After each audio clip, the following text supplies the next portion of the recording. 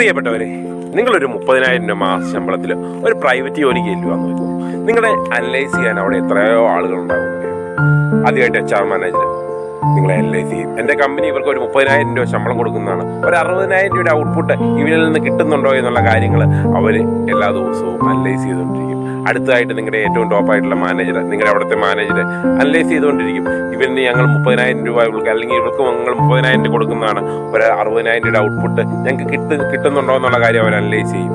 അവരുദ്ദേശിക്കുന്ന ഒരു ഔട്ട്പുട്ട് നിങ്ങൾക്ക് കൊടുക്കാൻ സാധിച്ചില്ലെങ്കിൽ നിങ്ങളെ സ്വാഭാവികമായിട്ട് നിങ്ങളെ പ്രഷറൈസ് ചെയ്ത് നിങ്ങളെ അവിടെ നിന്ന് പറഞ്ഞു തരും. എന്നാൽ നിങ്ങൾ പരീക്ഷ എഴുതി ഒരു സർക്കാർ ജോലിയിൽ നിങ്ങൾ പ്രവേശിച്ചു കഴിഞ്ഞിട്ടുണ്ടെങ്കിൽ നിങ്ങളുടെ ജോലിയെ അനലൈസ് ചെയ്യാൻ അവിടെ ആരും ഇല്ലയെന്ന് ഞാൻ പറയുന്നില്ല.